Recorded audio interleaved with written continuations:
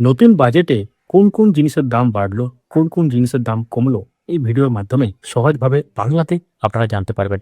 দেরি না করে শুরু করা যাক। অবশ্যই আমাদেরকে সাবস্ক্রাইব বা ফলো করে রাখুন।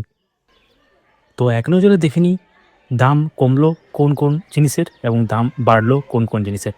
তো প্রথমে দাম কমলো কোন কোন জিনিসের দেখে নিই। মোবাইল ফোন, সোনা, চামড়ার জুতো, কাপড়, সিএনজি, বায়োগ্যাস, সোলার প্যানেল, ১৭টি ক্যান্সারের ওষুধ, ওয়াশিং মেশিন, সামুদ্রিক পণ্য, মাইক্রোওয়েভ, পারমাণবিক বিদ্যুৎ, বিদেশ ভ্রমণ, বিদেশ পড়াশোনা।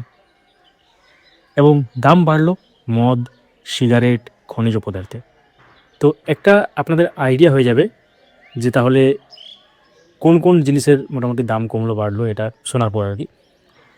তো এর মধ্যে কোন কোন জিনিস আপনারা ব্যবহার করেন অবশ্যই কমেন্টে জানাবেন।